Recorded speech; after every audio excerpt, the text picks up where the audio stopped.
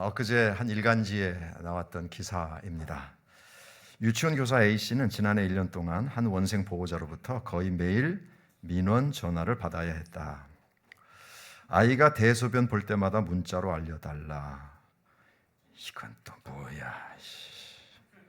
지 새끼 똥오줌 싸는 걸 왜 문자로 알려달라는 거야 도대체?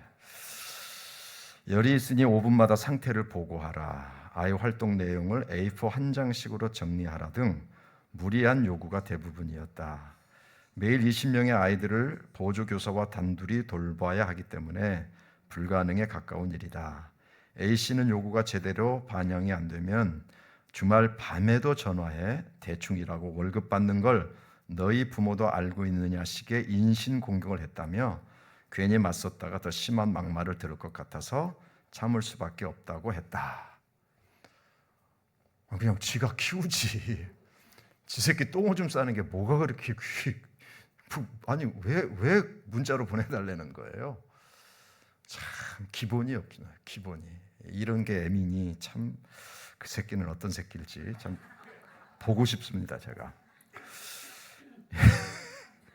아니 왜 설교를 왜 이렇게 험악하게 시작해? 인천의 한 어린이집 교사는 매일 1시간 이상 원생들 사진을 편집하고 있다. 이 어린이집은 보호자 알림장 앱에 원생 단체 사진을 올리는데 우리 아이랑 싸운 애들 얼굴을 보고 싶지 않다는 일부 부모의 요구로 매일 단체 사진에서 한 명씩 편집해 개별 제공하는 것이다. 앱에 애들 그날 다 찍어서 올려야 되는데 부모들 중에 몇이 우리 애랑 싸운 얘 얼굴 보고 싶지 않으니까 얘는 올려주지 마세요. 그러니까 올릴 때마다 걔를 빼고 올려야 되니까 1시간씩 편집을 한다는 거예요. 충치가 생기면 안 된다면 매일 치실로 자녀 치아를 관리해 달라고 교사에게 부탁했다가 거절당하자 제멋대로냐 하는 폭언을 하는 경우도 있다. 일부 이야기라고 생각이 됩니다. 정상적인 부모는 이런 요구하지 않죠. 그럼에도 불구하고 이게 기사화되었다라고 하는 것은 점점 기본이 무너져 가고 있다. 그리고 지켜야 될 것들을 지키지 않고 있다. 지켜야 될 것을 지키지 않으면서도 그게 뭐가 문제인지 잘 모르고 있다. 한마디로 이야기하면 존중해야 될 사람은 존중하지 않고 무례하게 대하는 사회 환경들이 조성되고 있다라고 하는 면에서 안타까운 거죠.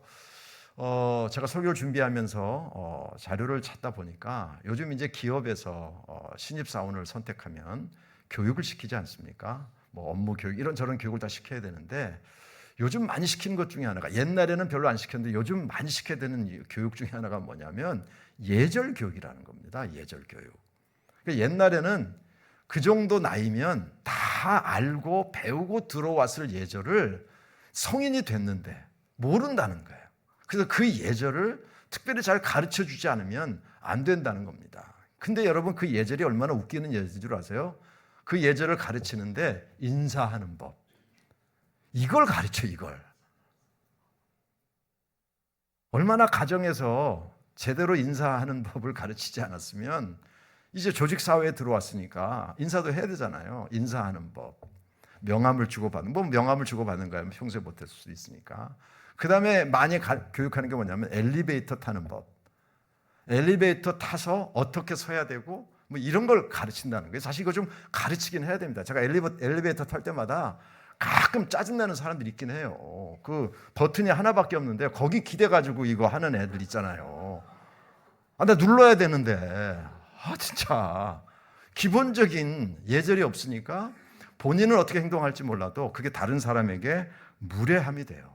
여러분 요즘 보십시오. 층간소음 때문에 살인까지 일어나지 않습니까? 사실 좀 어린아이를 키우거나 그런 집이 뭐 방임해서 키우는 집은 없다고 봐요. 야 그래도 뛰지 마라, 조심해라 이렇게 이야기하거든요. 그러니까 윗층에서는 좀 아이를 조심시키는 게 맞고요. 아랫집에서는 좀 어느 정도 이렇게 받아들여주는 게 좋은데 그럼에도 불구하고 예의를 지킬 수 있는 것인데 안 지키는 게 있어요. 예를 들면 오래된 아파트는 그 식탁 의자를 쫙 끌면 밑에서 짹 소리가 납니다. 굉장히 크게 들려요. 특히 밤에는. 그러면 그런 것들은 예의와 상관없이 어떻게 해요? 소리가 나지 않게 그 바닥에, 그 의자 바닥에 뭐 끼우면 되거든요. 이거 16개 사봐야 10,000원도 안 돼. 제가 요번에 샀어요. 그래서 알아요. 그걸 끼면 왜요?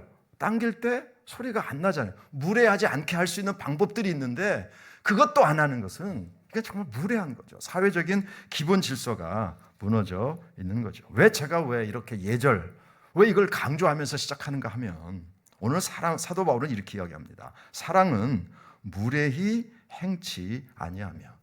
여러분, 사실 우리가 예절을 가장 잘 지켜야 될 장소가 어디일까? 그게 바로 가정입니다. 그리고 교회입니다.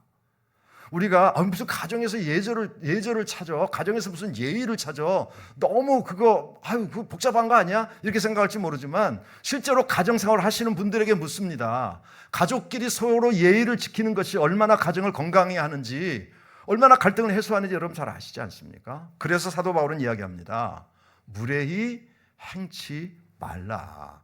가족들을 사랑한다면 해야 될 일이 뭐냐면 무례한 행동을 하지 마라. 왜 그럴까요? 사랑한다는 핑계로 무례한 행동을 서슴없이 하는 사람들이 그때도 있었고 지금도 있고 앞으로도 있을 것이기 때문에 사도 바울은 권고합니다. 사도 바울은 강력하게 이야기합니다. 무례히 행하지 마. 무례한 태도 보이지 마. 자, 혹시 지난주에 부부싸움 하신 분 계시면 손들지는 마시고요. 어쨌든 부부싸움 했던 경험이 있는 분들에게 묻습니다. 부부들에게 묻습니다.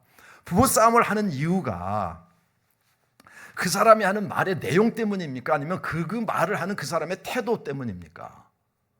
사실은요, 내용 때문에 싸우는 게 아니라 그 태도 때문에 싸우는 거예요. 무시하는 투로 말하고, 그냥 막 화를 내면서 말하고, 앞뒤 설명 없이 그냥 왁 이야기해버리고, 뭔 소리야 지금? 왜 화를 내는 거야? 왜 이렇게 얘기하는 거야? 그 나중에 보면 무슨 내용으로 싸우기 시작했는지 몰라.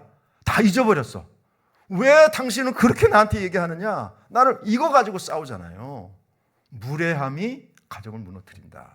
이건 사도 바울이 우리에게 가르쳐주는 굉장히 놀라운 진리인 것이죠.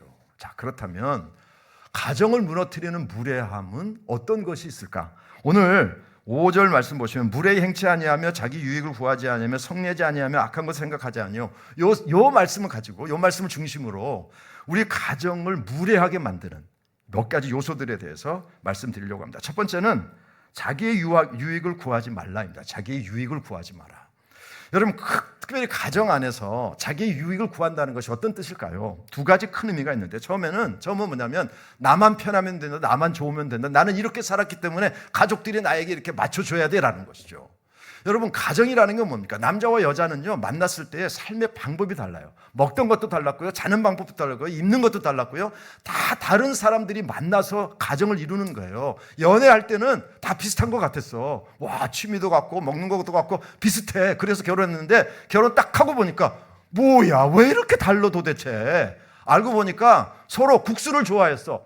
야, 자기도 국수 좋아하는구나. 나도 국수 좋아해. 근데 결혼하고 보니까 그 사람은 찬국수를 좋아하고 난 따뜻한 국수를 좋아하는 거예요. 국수를 좋아하는 건 맞아. 결혼하기 전에 연애할 때는 와, 우리가 국수를 좋아하는 공통점이 있네 했는데 결혼하고 보니까 찬국수와 따뜻한 국수로 나눠지는 거예요. 그런데 그것을 내 중심으로, 내 주장으로 모든 걸 나한테 맡겨야 돼, 맞춰야 돼. 이렇게 된다면 그게 바로 무례함이라는 겁니다.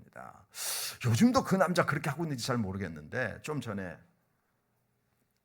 가정에 관한 글을 읽다 보니까 이 남편이 잘 자랐나 봐. 그 집에서 아주 오냐오냐해서 자랐나 봐.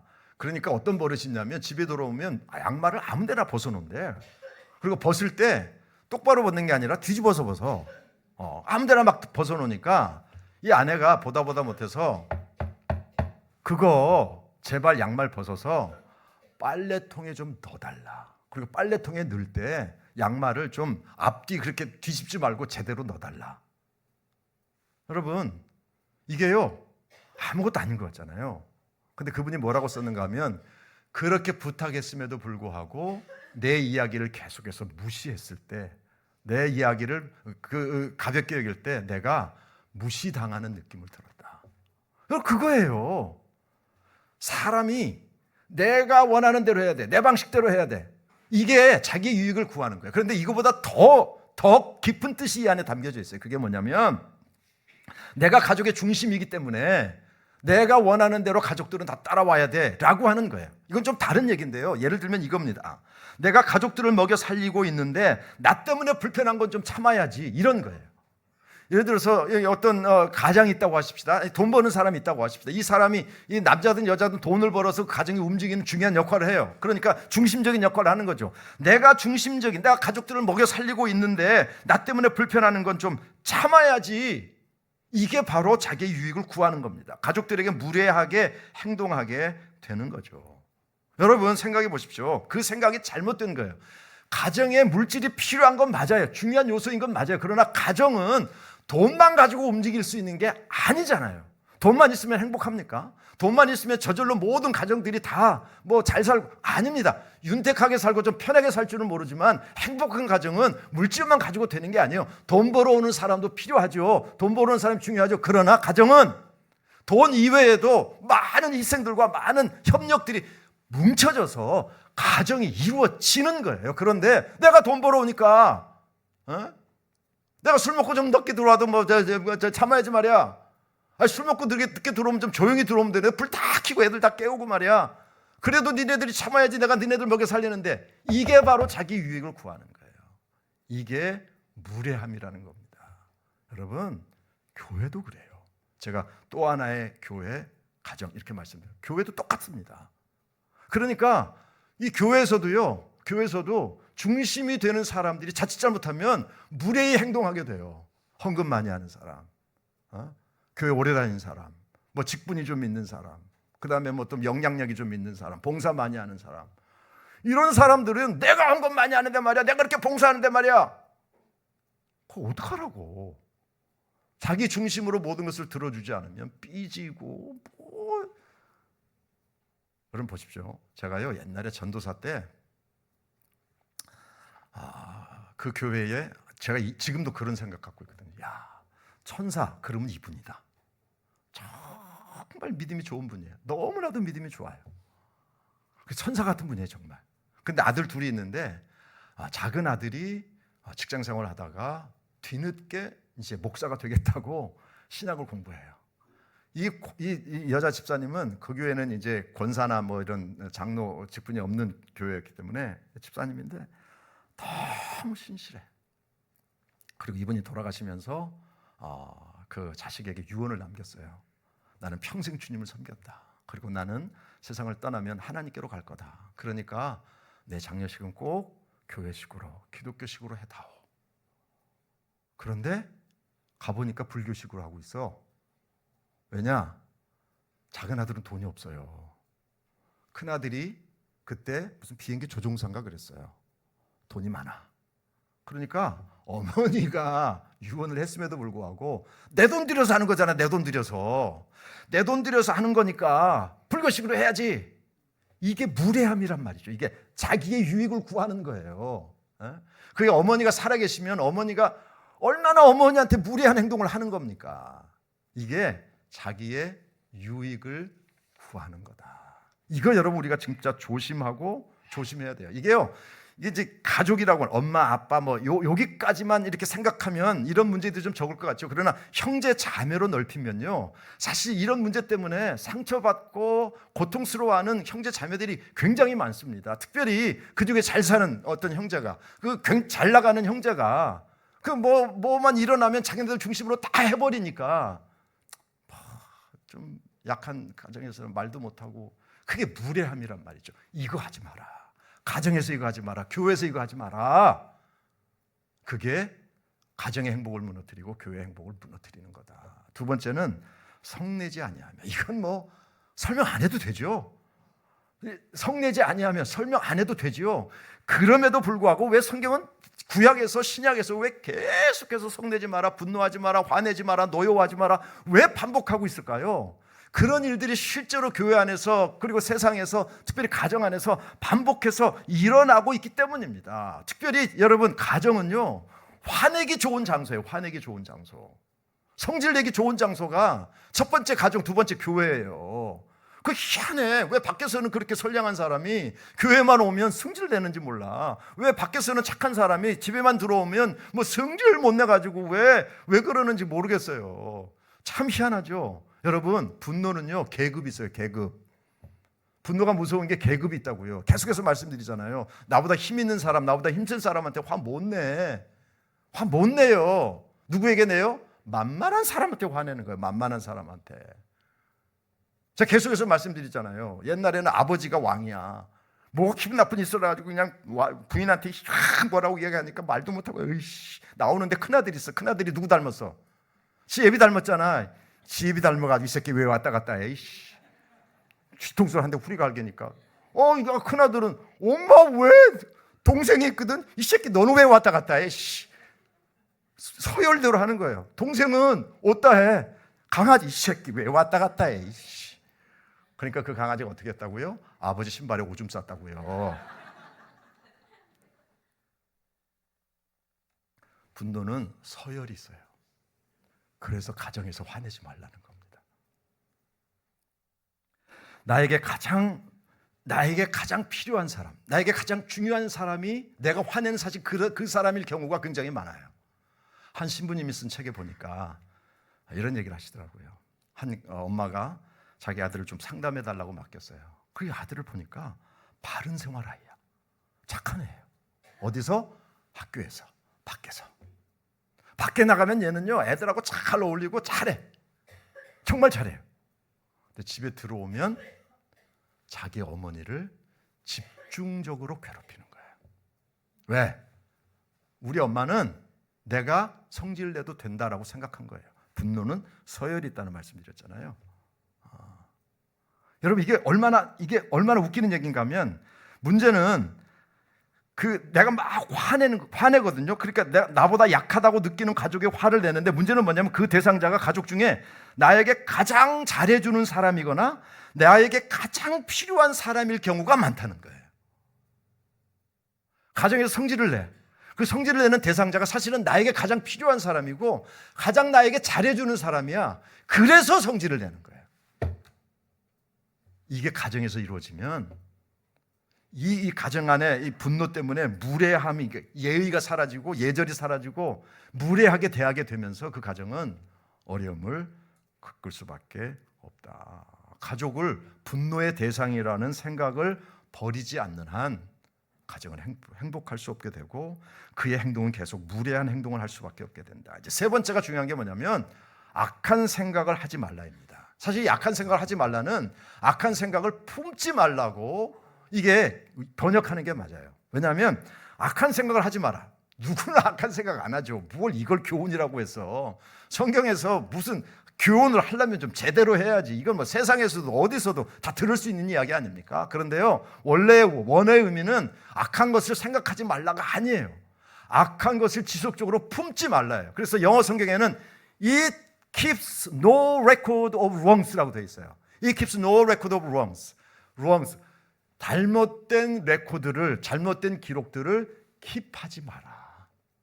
잘못된 리스트를, 잘못된 그 내용들을 기록으로 남겨서 네 마음속에 보관하지 마라. 킵하지 말라. 이거예요. It keeps no record of wrongs. 무슨 말인가 하면 여러분, 가족들이 나한테 잘못한 것을요 다 기록하고 있다는 겁니다. 여러분 안 그러세요? 여러분 가족들에게 상처받은 거 뭐 가족들에게 뿐만 아니죠. 이게 교회에서도 보면 상처받은 거 이게 나쁜 기록을 다 가지고 있어. 이게 상대방을 향해서 무례하게 행동하는 원인이 된다는 겁니다. 여러분 어떠세요? 상처는 오래된 것도 기억하지 않습니까? 그런데 거꾸로 생각해 보세요. 가족들 때문에 행복한 일, 가족들 때문에 감사한 일, 가족들에게 도움받은 일, 그런 기록은 너무나도 빈약해. 10년 전에 분명히 내가 가족들 때문에 상처받았어. 그건 기록으로 남아있어요. It keeps no record of wrongs로 했는데 그건 아니 거꾸로 갖고 있어요. 그런데 10년 전에 분명히 가족들이 나한테 뭔가를 잘해줬는데 그것 때문에 내가 행복하고 웃은 일이 있었는데 기억하려면 기억이 안 나. 왜? 기록해 놓지 않으니까. 우리는 기록해 놓아야 될 것은 기록하지 않고 기록하지 말아야 될 것을 기록하고 있기 때문에 사도 바울을 통해서 하나님께서 말씀하시는 거예요. 악한 일을 생각하지 마라. 악한 것을 품지 마라. 아예 그냥 정확하게 It keeps no. 사랑은 이 악한 잘못된 어떤 기록들을 킵하지 않는 거다. 이 교회에서도 이런 사람들이 있더라고요. 그 사람의 과거의 실패와 문제 이런 것들을요, 진짜 성경보다 더 잘 알아요. 어떻게 그렇게 잘하는지 몰라. 근데 더 정말 이해가 안 되는 게 있어요. A라는 사람이 있습니다. A라는 사람이 어쨌든 뭐 옛날에 좀 뭐 어려웠다든지 아니면 뭐 실수가 있었다든지 그 A라는 사람이 있어요. 근데 A라는 사람이 있고 A라는 사람이 실수하고 뭐 그런 것들은 이제 옛날 일이에요. 그런데 A라는 사람 한참 이후에 B라는 사람이 교회에 등록을 했는데 문제는 A라는 사람의 문제를 B가 다 알고 있어. 누가 전파한 거예요? 손 좀 들어보세요. 난 그게 제일 이해가 안 되더라고요. 아니 어떻게 A라는 사람 이후에 훨씬 이후에 교회를 등록했는데 어떻게 B라는 사람이 A라는 사람의 상처와 아픔을 어떻게 그렇게 잘 알고 있을까? 두 가지밖에 없죠. 하나는 기도하는데 하나님이 계시로 알려주신 거야. 근데 하나님은 이거 하실 것 같지 않아요. 그렇다면 두 번째 확실한 건 뭘까요? 누군가가 그 사람의 기록을, 그 사람의 아픔을, 그 사람의 눈물을, 그 사람의 실수를 어떻게 해요? 고스란히 상대방에게 전해 주었다. It keeps no record of wrongs인데 아니야, 그 사람은 기록을 잘 가지고 있다가 어떻게 해요? 전달해 준 거죠. 전도하라. 부끄러워서 못해요. 그런데 그건 얼마나 잘 전하는지 몰라. 이게 바로 무례함이라는 겁니다. 무례함. 그런 생각을 가지고 있으면 그게 그 대상이 교인이 됐든 가족이 됐든 무시하게 되고 함부로 생각하게 되고 화나게 되고 이게 바로 가정을 무너뜨리는 요소가 된다는 거죠. 나쁜 기록은 지우고 좋은 기록으로 채우려는 노력이 없으면 결국 가족에게 무례한 언사, 무례한 행동을 할 수밖에 없다. 그래서 여러분, 사도 바울은 우리에게 정말 행복한 가정이 되기를 원한다면 이게 가정 안에서 상대방을 존중하고 예의를 지키고 예절 바른 모습을 가지고 살아야 돼요. 가족이기 때문에 더 그런 태도를 가져야 됩니다. 그러기 위해서 사도 바울은 오늘 우리에게 이렇게 뭐라고 이야기합니까? 첫 번째는 자기의 유익을 구하지 아니하며 모든 것을 내 중심으로 생각하지 않는다. 두 번째는요, 성내지 아니하며 분노는 서열이 있다. 이 사실 기억하십시오. 세 번째는 가족들의 어떤 아픔, 잘못된 것들을 기록으로 남기고 있다가 툭하면 끄집어내는 것. 이게 가정을 무너뜨리는 무례함의 출발점이 된다라고 이야기합니다. 여러분, 베드로전서 3장 7절에 보면 베드로는 이렇게 이야기합니다. 남편들아, 이와 같이 지식을 따라 너희 아내와 동거하고 그를 더 연약한 그릇이요 또 생명의 은혜를 함께 이어받을 자로 알아 귀히 여기라. 여러분, 지금 여기 이제 남편들에게 지금 말씀하고 있는데요. 이건 뭐 여자들은 나랑 상관없는 거다 이렇게 생각할지 모르지만 그 당시에 남편들은 절대적인 어떤 권력을 가지고 있었어요. 그러니까 요즘 뭐 남자들하고 비교하시면 안 됩니다. 그 당시에 그 남편들은 가장들은 정말 하나님 위치에 있었던 거죠. 뭐 마음대로 해도 되고 그냥 가족을 소유물 정도로 생각했고 특별히 자식들 같은 경우는 소유물 정도로 생각했기 때문에 함부로 대하는 일들이 많았어요. 그러다 보니까 아내도 함부로 대하는 거죠. 그런 사람들 향해서 그러니까 남편들아 대신 그냥 가족들아라고 우리가 읽어도 됩니다. 가족들아, 사는 가족들을 귀하게 여기라. 그런데요, 거기서 끝나지 않아요. 베드로의 교훈은 거기서 끝나지 않아요. 그 다음이 너무나 사실 심각한 말씀이에요. 귀히 여기라. 이는 너희 기도가 막히지 않게 하려 함이라. 여러분, 가족을 귀하게 여기지 않고요, 가족들을 함부로 대하고요, 정말 예의 없이 예절 없이 내가 마음대로 해도 되는 대상이라고 생각해서 내 중심으로 생각하고 툭하면 화내고 그리고 상대방의 잘못만 끄집어내는 그런 마음을 가지고 무례하게 우리 가족들을 대하면 기도가 막힌대요. 기도가 막힌다. 기도가 막힌다는 게 무슨 뜻일까요? 내가 그렇게 했더니 기도가 안 돼. 아니에요. 그런 사람은 기도도 잘하더라고요. 근데 기도가 막힌다는 게 뭡니까? 하나님이 내 기도를 듣지 않으신다는 거죠. 기도가 막혀 있다는 거죠. 하나님께 통해 있지 않다는 거죠. 여러분, 가족들을 무례하게 대하는 것이요, 우리 신앙과 연결되어 있다고요. 우리 믿음과 연결되어 있다고요. 우리 신앙의 핵심과 연결되어 있다고요. 여러분, 가족들을 무례하게 대하는 것은요, 내 신앙을 목졸라 죽이는 거예요. 왜? 기도는 신앙의 호흡이잖아요. 호흡이 막히면 죽는 거죠. 그래서 사랑은 가족들에게 무례히 행하지 않는 거다. 그러기 위해서는 가족들을 소중하게 여기고 귀하게 여기고 존중해야 된다. 그렇지 않으면 너의 기도가 막히고 찬양이 막히고 믿음이 막히고 신앙이 막혀서 죽은 믿음이 될 수밖에 없다.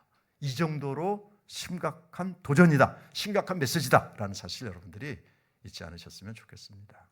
예수님께서 하신 많은 말씀 중에 기독교의 황금률, 이렇게 이야기하는 게 있어요. 기독교의 황금률, 아주 그냥 그 말씀 중에서도 아주 황금과 같은, 그게 뭡니까? 마태복음 7장 12절이잖아요. 뭡니까? 남에게 대접을 받고자 하는 대로 너희가 먼저 남을 대접하라. 이걸 어디서 제일 먼저 적용해야 돼요? 가족들에게 제일 먼저 적용해야 되죠. 가족들이 나에게 해주기를 원하는 만큼 내가 가족들에게 어떻게 해요? 그렇게 행동하고 그렇게 대하는 것이 필요하다. 그 중에 오늘 말씀을 가지고 말씀드린다면 절대 가족들을 무례히 행치 아니하며, 이 사실 기억하셔서 여러분의 가정 안에 무례함이 아니라 귀하게 여김, 그런 것들이 넘쳐서 나는 가정이 좋아, 가정이 행복해 라고 이야기할 수 있는 복된 가정을 이루어 나가는 여러분 되시기를 주의 이름으로 축원합니다. 하나님, 가정은 너무나도 소중한데, 교회가 너무나도 소중한데, 이 교회와 가정이 쉽게 무너질 수 있다는 사실도 우리에게 가르쳐 주셨습니다.